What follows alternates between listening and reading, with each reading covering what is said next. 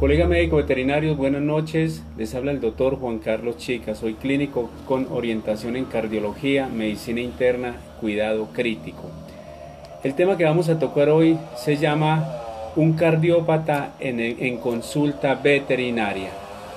Vamos a tocar temas tales como reseña, anamnesis, examen físico, pruebas de laboratorio de los pacientes de cardiópatas y algunos tips de interés para todos. Mi consultorio Sovida Medicina Veterinaria, Dr. Chica, Manizales, Colombia. Teléfono 311-502-1449. El diagnóstico temprano, colegas, de las diferentes enfermedades que afectan al aparato cardiovascular en perros y gatos es esencial para poder establecer el diagnóstico y el tratamiento adecuado de cada paciente. Pues si bien es cierto que sea cual fuere la causa primaria de la patología cardíaca, la signología se resume en insuficiencia cardíaca izquierda, insuficiencia cardíaca derecha, insuficiencia de ambas cámaras, tanto derecha como izquierda.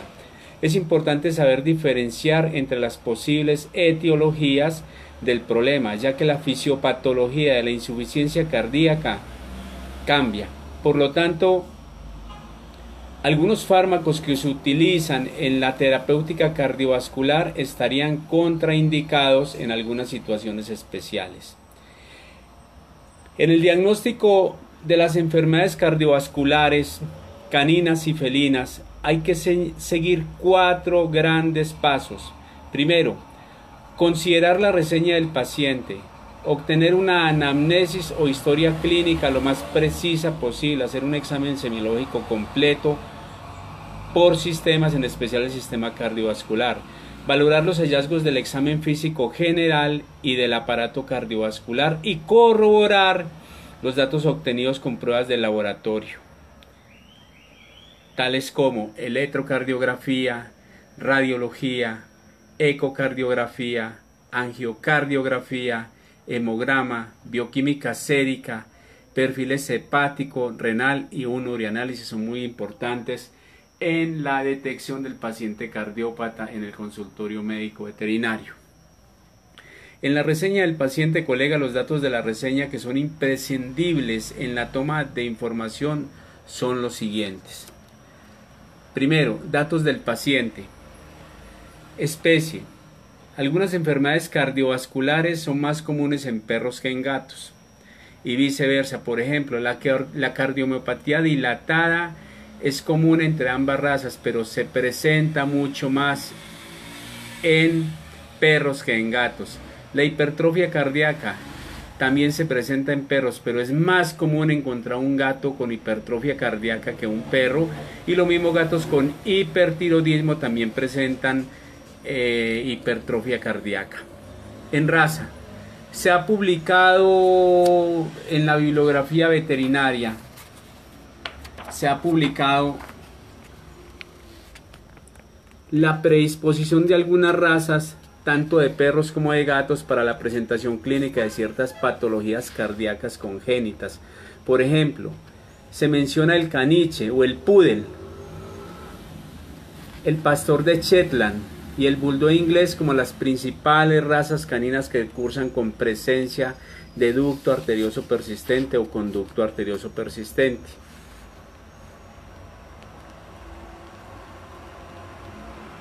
Otras razas como el French Poodle o el Poodle o caniche y el Schnauzer son muy propensos a estenosis pulmonar.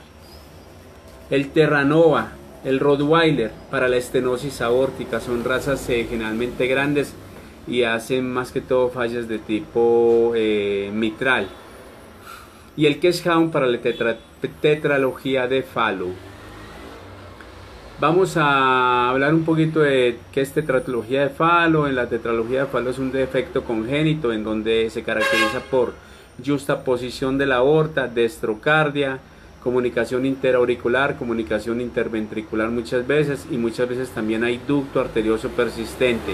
El ducto arterioso persistente ahí es una patología que es la persistencia del ducto arterioso persistente En los fetos dentro de la madre es una comunicación normal de que la sangre que llega de la aurícula derecha al ventrículo derecho y sale a la pulmonar, a la arteria pulmonar, inmediatamente tenga comunicación con la arteria aórtica y sea llevada esta sangre al organismo.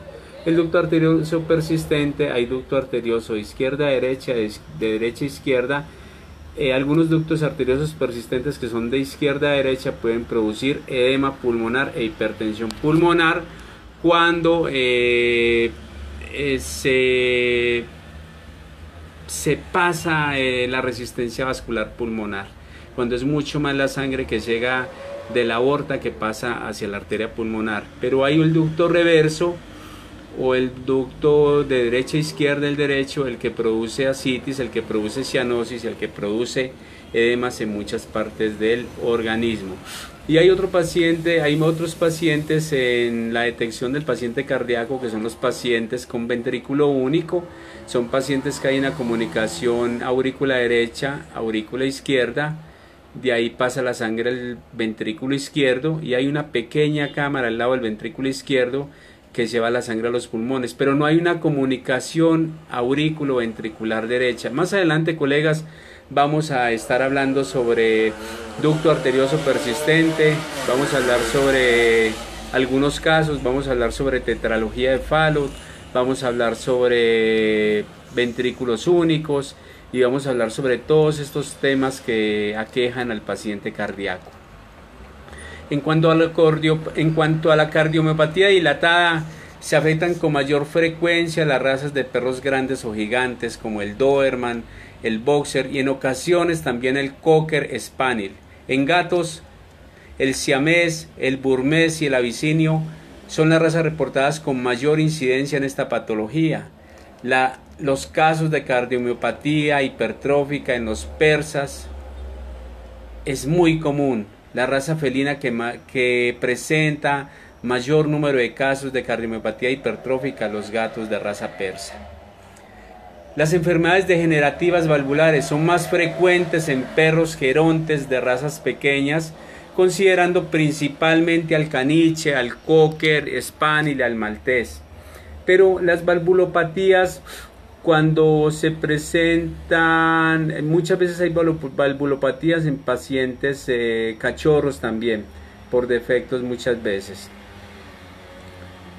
La edad, como ya se mencionó en los ejemplares geriátricos de raza pequeña, lo primero que debemos sospechar al auscultar un soplo cardíaco y apreciar signos de insuficiencia cardíaca es una enfermedad degenerativa valvular, mientras que en un cachorro o incluso un perro adulto joven hasta 1.5 años de edad, sospechar cuando escuchamos soplos cardíacos, sospechar de valvulopatías en cachorros.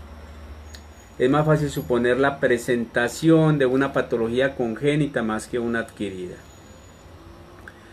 En cuanto al sexo, la mayoría de los autores no menciona ninguna predisposición sexual especial para la presentación de una u otra patología cardíaca. Sin embargo, la cardiomiopatía dilatada suele predominar en caninos machos más que en hembras. Vemos que en las mujeres, inclusive hoy en día, la mayor parte de las mujeres están disminuyendo tiempo de sobrevida, tiempo de vida o esperanza de vida debido a patologías cardiovasculares y es debido muchas veces a la alimentación. Esto está pasando también en las hembras más que en los machos.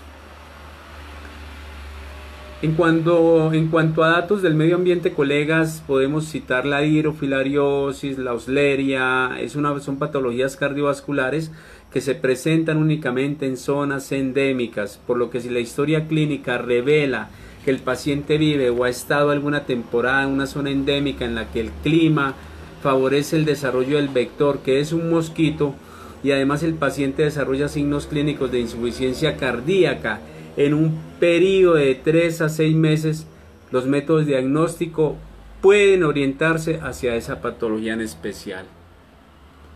Un saludo muy especial para Ángel Flores, que nos está viendo, y todas las personas que nos están viendo hasta el momento. Recuerden, soy el Dr. Chica, soy clínico con orientación en cardiología, medicina interna, cuidado crítico, especies silvestres. teléfono 311-502-1449. Esta es una charla sobre el paciente cardiópata en la consulta médico veterinaria. En cuanto al propietario, siempre es importante contar con los datos del propietario para poder localizarlo de inmediato en caso de que surja alguna urgencia médica que requiera de su autorización para llevarse a cabo. Además, es importante crear una comunicación estrecha entre el propietario y médico para asegurar un buen tratamiento a mediano y largo plazo para los pacientes cardiópatas. Colegas, es muy importante todas estas cosas, tenerlas en cuenta. Lo que les voy a hablar no tiene que ver con cardiología en cierta forma, pero es muy importante pedir el consentimiento y hablarle de lo que se puede presentar en una vacunación, los riesgos de una vacunación, y siempre es importante hacer que los dueños de las mascotas nos firmen un consentimiento en cuanto a vacunación se refiere.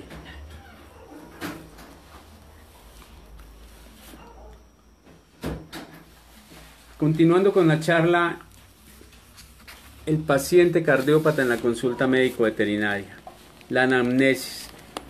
Los siguientes son los principales problemas por los cuales los pacientes cardiópatas son presentados a consulta, y por lo tanto es la información que nosotros como médicos veterinarios, como clínicos, en mi caso como clínico con orientación en cardiología, debemos tratar de obtener de los propietarios. Intolerancia al ejercicio.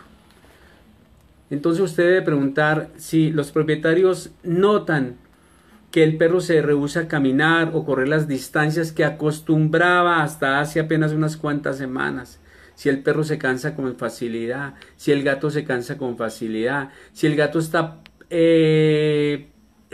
adoptando posiciones ortognéicas, si el gato está con los miembros en abducción y el gato está tratando del perro de respirar y de hiperventilarse, abrir la boca y hiperventilarse, si el gato tose o no tose en la noche. Entonces todas estas cosas hay que preguntárselas al propietario. Si el paciente se ve azulado, si las mucosas están azuladas o no están azuladas. Si las mucosas, mucosa oral, conjuntival, nasal, están hiperémicas, están rosadas, y las mucosas prepucial, la mucosa vaginal, la mucosa anal están cianóticas. Generalmente esos pacientes son pacientes que están haciendo ducto arterioso persistente y se escucharía soplos de tipo mecánico al auscultar el paciente, y son pacientes generalmente muy pequeños o recién nacidos. Muchas veces no son detectados en la consulta porque la mayor parte de la gente no trae la mascota a consulta médico veterinaria y a revisión por perinatología, evaluación del recién nacido. No traen la mamá a control de embarazo, mucho menos van a traer los cachorros. Entonces es de nosotros que nosotros entremos a decirle al dueño de la mascota, a comenzar a educarlos en cuanto a la tenencia responsable de mascotas, a comenzar a educarlos en cuanto a que una mascota debe tener controles de embarazo y debe tener controles perinatales al momento del nacimiento. Muchos pacientes que no son tratados para estos problemas cardiovasculares generalmente fallecen en los primeros días de nacidos o en el primer año de vida, cuando el problema no es muy, la patología que afecta al paciente de pronto no es muy notoria, pero la mayor parte de ellos no pasan de 1 o 2 años de sobrevida. Por lo tanto hay que acercarnos al paciente cardiópata, por eso el tema de la charla. A veces lo único que advierten es que el perro permanece mucho tiempo echado, no responde a los llamados a jugar, o que sencillamente no hace nada por seguir el juego que antes le fascinaba, como ir por una pelota o el gato ir por la pelota. En ocasiones la preocupación del propietario es que el perro se está volviendo sordo porque no acude a mi llamada, al llamado de ellos a jugar, o que a lo mejor tiene una pata lastimada y por eso no quiere jugar. Muchos perros que se mantienen cansados, hay intolerancia al ejercicio, no quieren hacer absolutamente nada. La mayor parte de estos pacientes son pacientes cardiópatas. ¿Cómo le puede decir usted a una persona, al dueño de la mascota, colega, cómo le puede decir usted que se acerque al paciente cardiópata y que lo detecte? 100 gatos cuando están en reposo, la frecuencia cardíaca, la frecuencia respiratoria, perdón, cuando está en reposo, la frecuencia respiratoria en la noche supera las 25 respiraciones por minuto, y durmiendo las 20 respiraciones por minuto, ese gato es cardiópata. Si el perro, cuando está durmiendo, supera las 30 respiraciones por minuto, y en reposo en la noche supera las 35 respiraciones por minuto, ese perro y ese gato son cardiópatas. Y usted puede enseñarle a la gente a que se acerque al paciente, a quienes en la noche pueda el dueño del paciente contarle la frecuencia cardíaca y la frecuencia respiratoria al paciente. Porque un paciente, por decir algo, un paciente respiratorio que tenga los péptidos natriuréticos, que son marcadores bioquímicos para cardiopatías, y que tenga los péptidos natriuréticos elevados, generalmente ese paciente es cardiópata. Hay otro que hace alusión al paciente cardiópata y es la caquexia cardíaca, colegas. La mayor parte de los pacientes en donde está alterada la homeostasis y está alterada las leyes de Frank Starling, la cardiología es la ingeniería hidráulica de la medicina. Entonces todos son leyes y todo es hidráulica, y cuando está alterado todos estos procesos hidráulicos y se altera la ley de Frank Starling, generalmente disminuye la perfusión sanguínea del corazón a los tejidos, porque el corazón no trabaja bien y entonces hay una hipoxia en los tejidos, y entonces el mecanismo de compensación, lo que hace el organismo es tratar de llevar sangre a órganos diana. ¿Cuáles son los órganos diana? Que son corazón, pulmones, cerebro, hígado y riñones. Trata de llevar sangre a órganos diana. Entonces estos pacientes a los cuales trata de llevar sangre a órganos diana, la mayor parte de estos pacientes, la mayor parte de estos pacientes comienzan a consumirse lentamente, y por eso el organismo se comienza a comer el mismo y comienza a tomar nutrientes, de su organismo, y por eso el paciente comienza a enflaquecerse, y es lo que llamamos como caquexia cardíaca. La presencia de tos. Su aparición es nocturna, y no porque la fisiopatología marque una hora determinada para la presencia de este signo clínico, sino porque a esa hora los propietarios están más tiempo en casa y detectan más este tipo de problema. Además, es cuando menos ruido existe y la tos es más notoria. También puede aparecer tos después de realizar una actividad física, desde esfuerzos mínimos hasta ejercicio fuerte, o bien después de hacer una excitación, por ejemplo, por jugar. Colegas, yo les pregunto una cosa, colegas. Cuando un paciente tiene tos, ¿qué es lo que está afectado, colegas? O sea, esos mecanorreceptores, ¿de qué zonas se están alterando? Tráquea, bronquios, laringe o pulmones. Cuando un paciente tiene tos, colegas, se están afectando los mecanorreceptores a nivel de tráquea y bronquios. Por eso un paciente que tiene un edema agudo de pulmón, que se está ahogando, se está asfixiando, no tose. ¿Por qué? Porque este paciente, porque en esos sitios no hay mecanorreceptores para la tos. Y la otra pregunta que les hago, colegas, es ¿cuántos anillos traqueales tiene el perro y cuántos anillos traqueales tiene el gato? Y esto lo pregunto porque en pacientes que hacen hipertensión pulmonar por tumores, por amartromas muchas veces, que son tumores mesenquimatosos, son tumores duros y que se pueden operar. Y hay algún otro tipo de tumores como tumores blandos, tumores de mucosa, tumores epiteliales que se pueden operar. ¿Hasta cuántos anillos traqueales yo podría extirpar de esa tráquea para disminuir esa hipertensión pulmonar?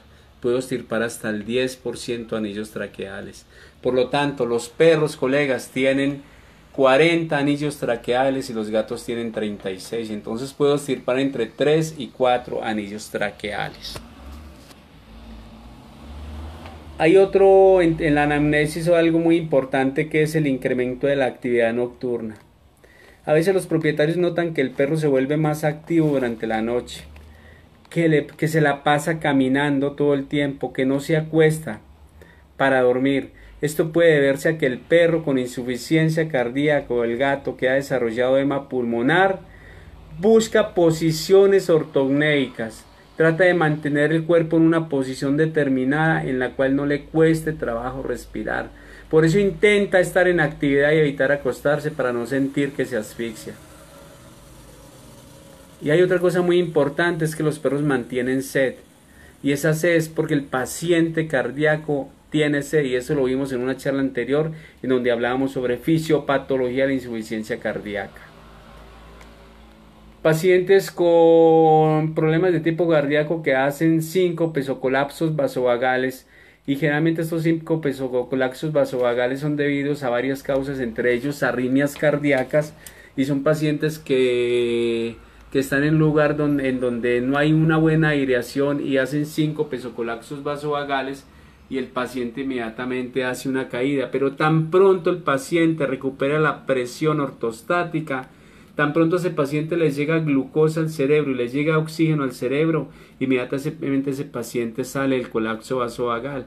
Lo que debemos de hacer nosotros, colegas, muchos de estos colapsos vasovagales en pacientes o síncopes son debidos a muchas veces una deficiencia, una caída de sodio a nivel sanguíneo, y hacen colapsos vasovagales. Generalmente lo que se les hace en ese momento es darle un poquito de agua con un poquito de sal, y luego se les puede dar una Gatorade.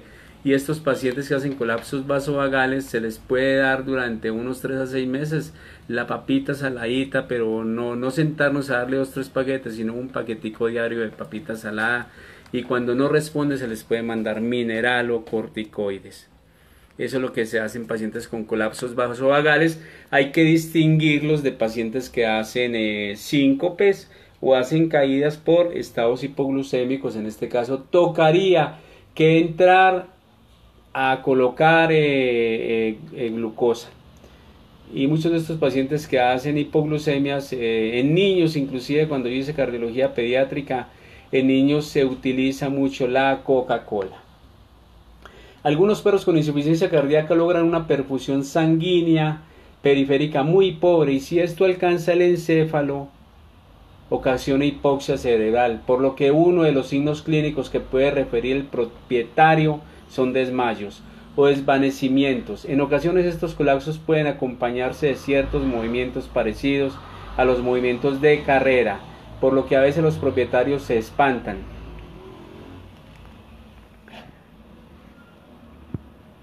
Creyendo que su perro ha sufrido convulsiones. Permíteme, colegas, un momentico que restaure acá la imagen. Es nuestro deber como médicos veterinarios realizar el interrogatorio pertinente para determinar si el evento referido se debe efectivamente a una convulsión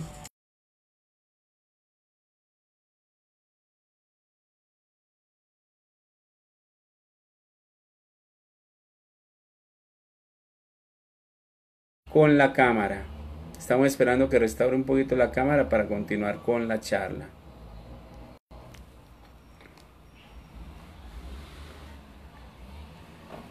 Distensión del abdomen, colegas.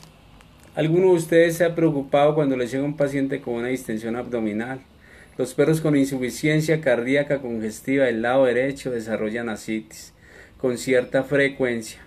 Esto puede ser malinterpretado por el propietario creyendo que su mascota ha engordado.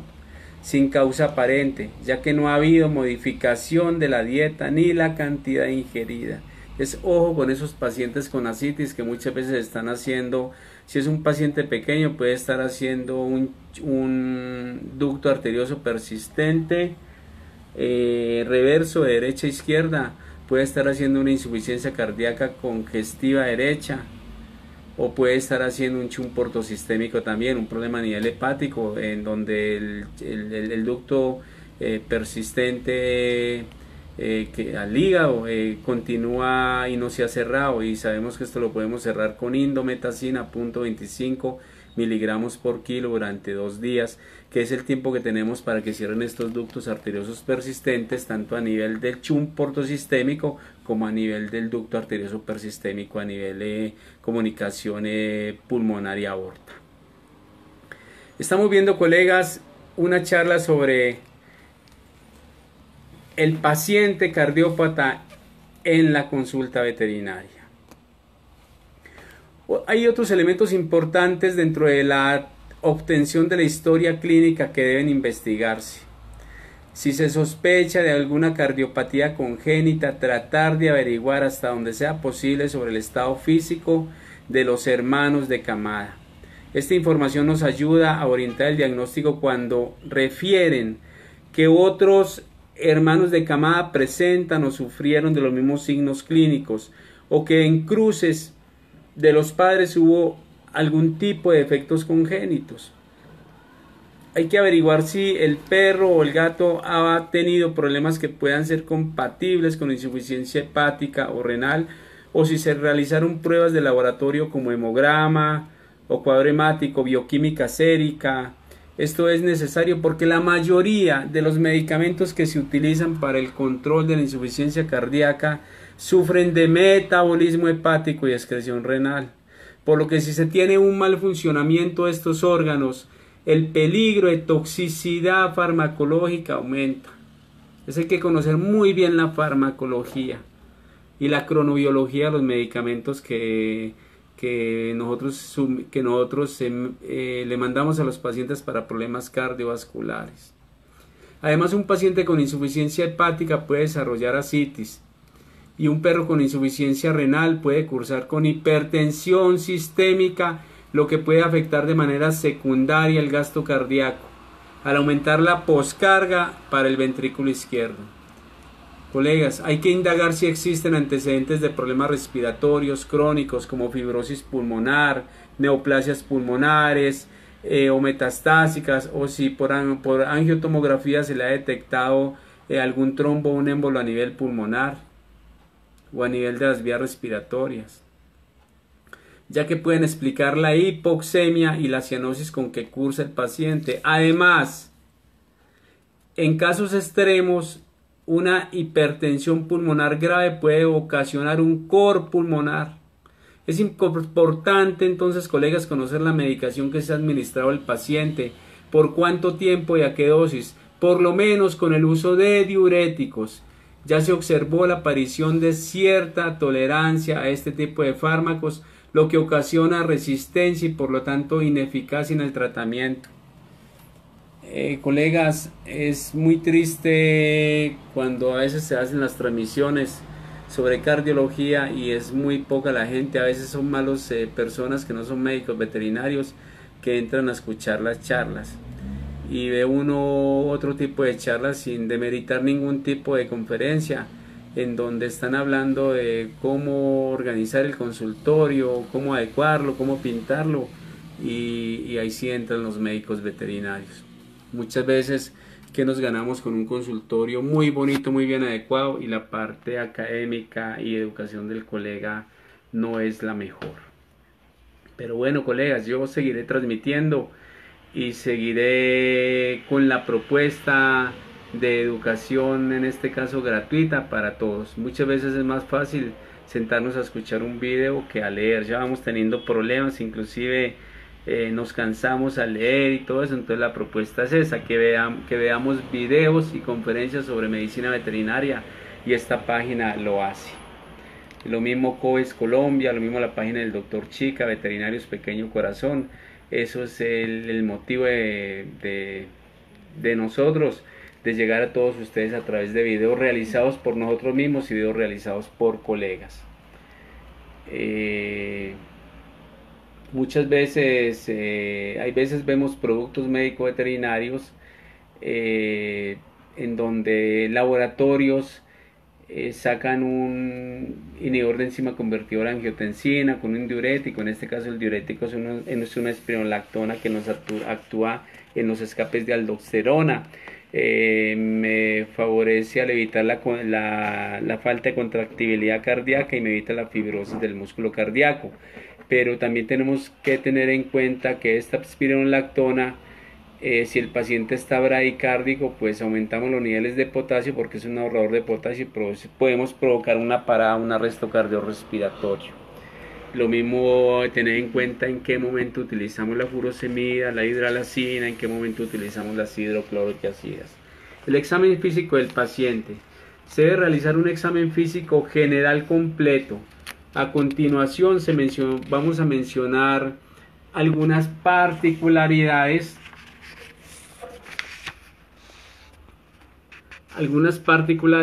que se deben buscar a la hora de realizar la exploración clínica de un paciente cardiópata. Entonces, colegas, frecuencia cardíaca. Recordando un poco la fisiopatología de la insuficiencia cardíaca, al disminuir el gasto cardíaco por la razón que sea, cuando se alteran los mecanismos homeostáticos a la ley de Franz-Starling, habíamos dicho que la cardiología era la ingeniería hidráulica del corazón, de la ingeniería hidráulica de la medicina. Pues al disminuir el gasto cardíaco por la razón que sea, la primera reacción refleja del organismo es activar la respuesta del sistema nervioso simpático, liberando por lo tanto catecolaminas como la adrenalina y noradrenalina. Esto lleva a una taquicardia transitoria, la cual trata de compensar el gasto cardíaco con que cursa el paciente. Por eso, colegas, es importante recalcar que si encontramos taquicardia en un paciente que no está sometido a una situación de estrés o que está en reposo, debemos tener cuidado, ya que este puede ser el primer signo clínico que nos indica que el paciente se encuentra en insuficiencia cardíaca. Entonces, caquexia cardíaca, la tos nocturna, la sed por la sequedad de la boca, todos estos son signos clínicos de que el paciente es un paciente cardiópata. La ascitis, la distensión abdominal, la intolerancia al ejercicio, la cianosis, las mucosas anteriores hiperémicas o rosadas y las mucosas posteriores como prepucial, anal y vaginal completamente cianóticas, generalmente pacientes con ducto arterioso persistente, y escucharíamos un pulso galopante o hiperkinético en estos pacientes, sobre todo recién nacidos. Ya tuvimos una charla en donde hablábamos sobre ducto arterioso persistente.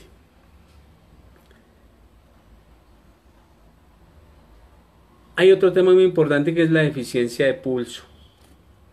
La frecuencia del pulso sanguíneo se debe tomar al mismo tiempo que la frecuencia cardíaca y deben de coincidir en una ritmicidad 1 a 1. Yo siento el latido cardíaco, siento el pulso, una pulsación por latido cardíaco.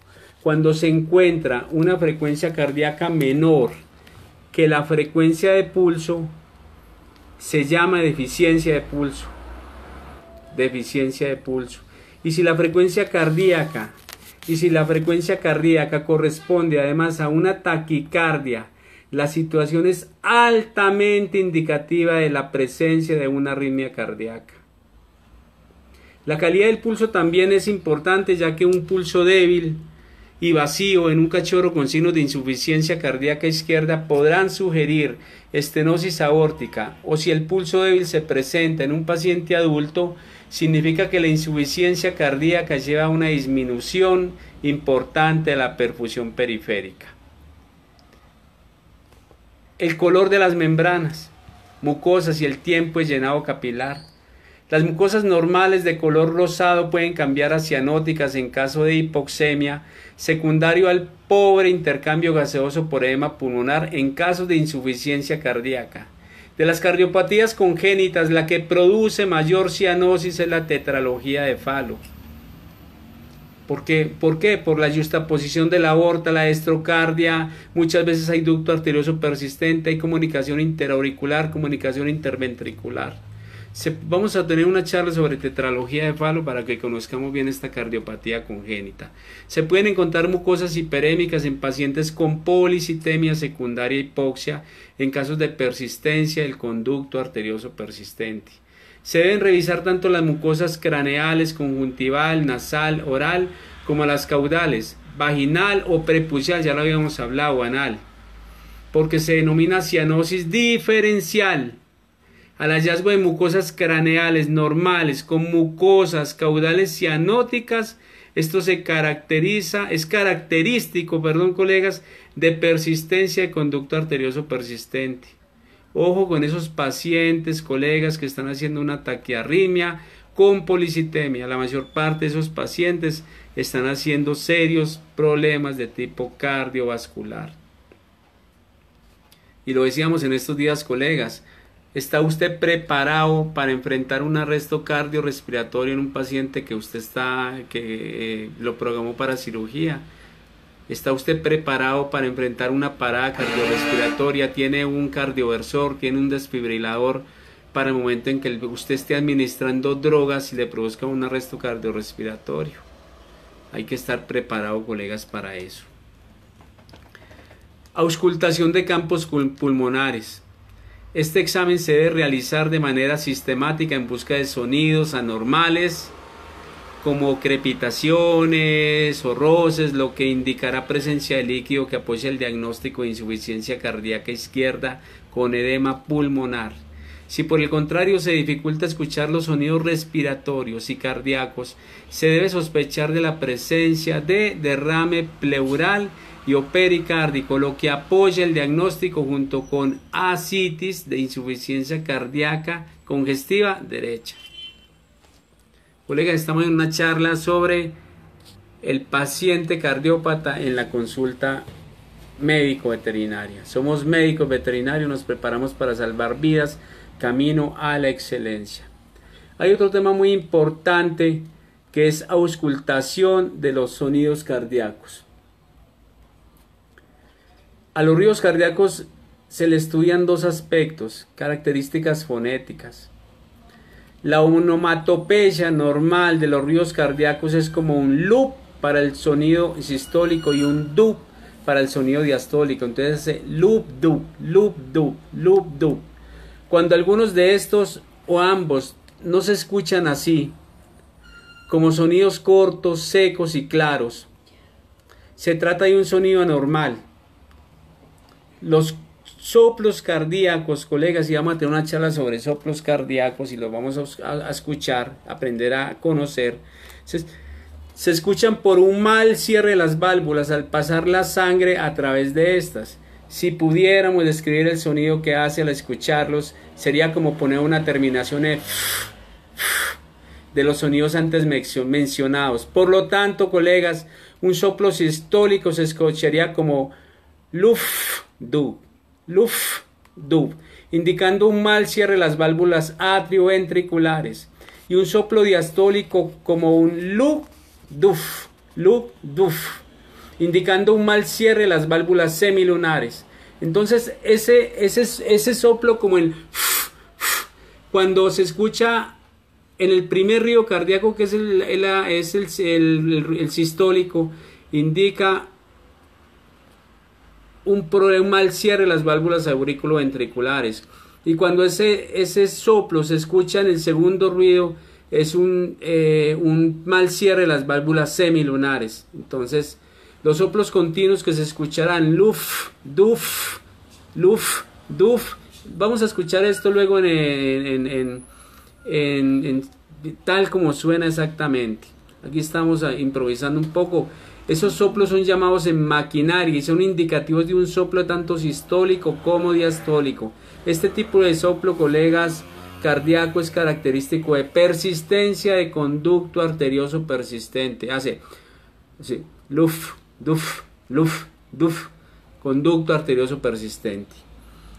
En cuanto al ritmo, los sonidos cardíacos normales son rítmicos, es decir, se presentan intervalos de tiempo regulares. Sin embargo, la arritmia sinusal es un hallazgo normal en los caninos. Este tipo de arritmia se asocia a la respiración de los perros, encontrando una ligera taquicardia durante la inspiración y una ligera bradicardia durante la expiración, siempre dentro de los rangos normales de frecuencia cardíaca. Colegas, todas las especies animales presentan problemas cardiovasculares. Nos referimos a perros y gatos porque es lo que se ve en la clínica diaria y porque es lo que nosotros como médicos veterinarios son los pacientes que más llegan a consulta, a los consultorios o clínicas, hospitales médico-veterinarios. Pero podríamos ahondar en la cardiología de las grandes especies, de los macrovertebrados, podríamos ahondar en la cardiología de los animales salvajes. Hace poco tuve la oportunidad de estar en un seminario sobre los gorilas de montaña de tierras bajas. Palpación abdominal, colegas. Importantísima la palpación abdominal. Se realiza con sumo cuidado en busca de hepatomegalia, esplenomegalia y de ascitis. Y esa ascitis usted puede hacer una punción o puede hacer se llama el choque de onda, en donde usted coloca una mano lateral al abdomen derecho, por ejemplo, y una mano lateral al abdomen izquierdo, y le pega con una mano por un lado, y usted siente el choque de onda, siente que esa agua que está acumulada y que salió de la célula al espacio intersticial inmediatamente choca al otro lado de la pared abdominal. Ya usted tocaría hacer si es un transudado o un exudado, si es de origen cardíaco, si es de origen hepático. Temperatura corporal. En la mayoría de los pacientes cardiópatas no existen alteraciones importantes en la temperatura corporal, a excepción de la presencia de fiebre cuando se cursa con una endocarditis bacteriana. Ahí sí la temperatura corporal crece. Pruebas de laboratorio, pues, colegas. Electrocardiografía. Siempre que llegue un paciente al consultorio en donde usted vea que es un paciente caquético, intolerancia al ejercicio, tos, que es un paciente que de pronto está con una dificultad respiratoria violenta, una disnea, está con estertores, estridores, está con pulso en galopante, pulso hiperkinético, soplo en maquinaria, en donde usted ve que ese paciente está caquético, en que el paciente mantiene mucha sed. Sospeche un paciente cardíaco, colegas. Hágale pruebas de laboratorio. Hágale pruebas péptidos natriuréticos. Si el paciente es respiratorio y los péptidos natriuréticos están elevados, el paciente es cardíaco. Dígale al propietario que le tome la frecuencia respiratoria en la noche.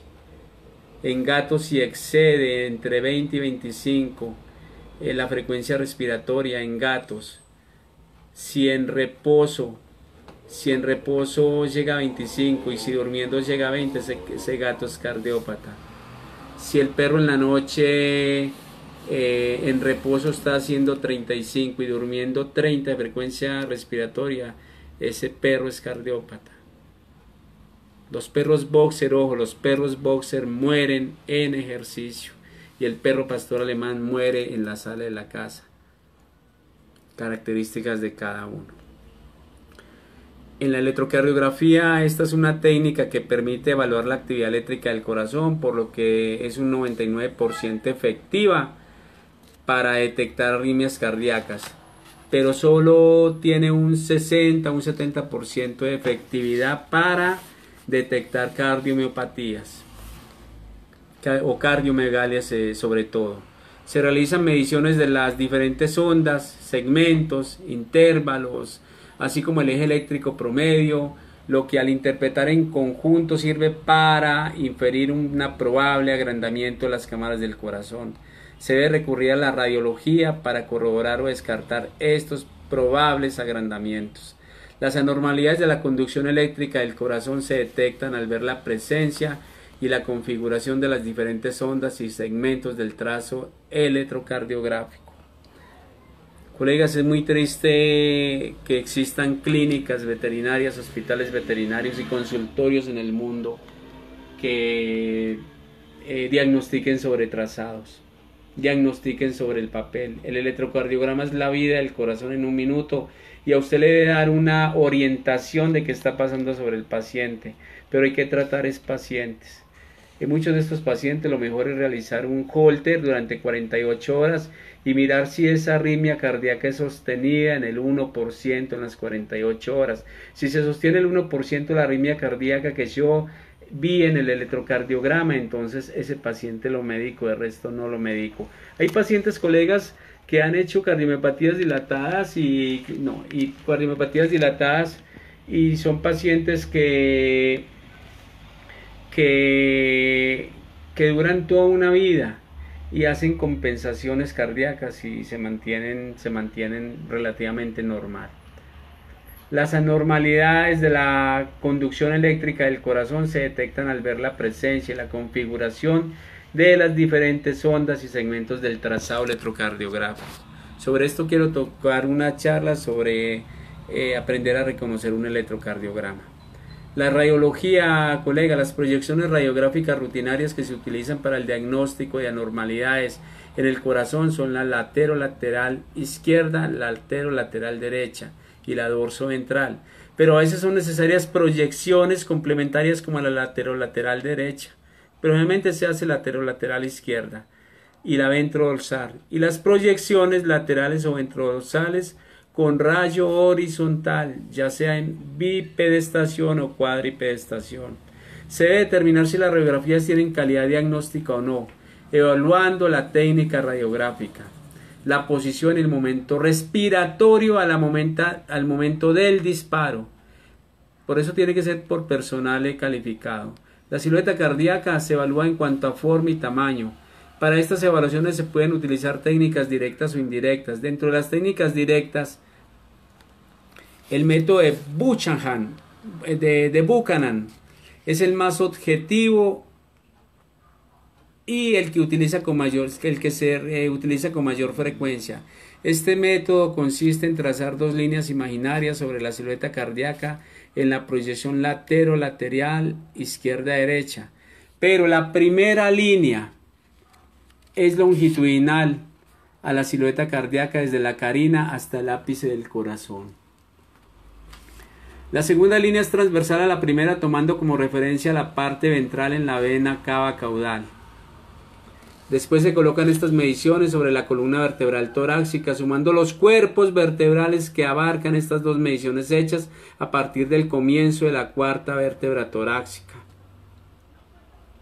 El corazón normal de los perros no debe medir más de 10 y medio cuerpos vertebrales. Si sobrepasa esta medida, entonces se considera la presencia de una cardiomegalia.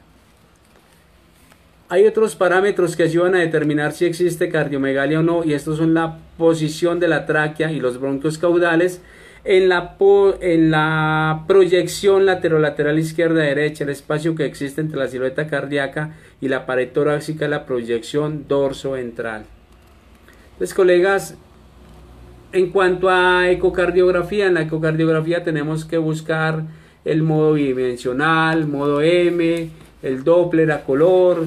Les voy a hablar un poquito sobre lo que es esto. La ecocardiografía, la aplicación del ultrasonido en el corazón y la salida de los grandes vasos sanguíneos del corazón. Es un método de diagnóstico no invasivo y actualmente es el más objetivo para evaluar la función mecánica del corazón. En pequeños animales se utilizan transductores sectoriales de 7.5 MHz que nos permiten obtener imágenes de buena calidad. Hay que mirar si el transductor es lineal, convexo, para hacer cardiología. En el ecocardiograma se obtienen imágenes en modo B o bidimensional, que son imágenes en movimiento, lo que permite evaluar, aunque sea de manera subjetiva, el movimiento y la forma de las válvulas del corazón.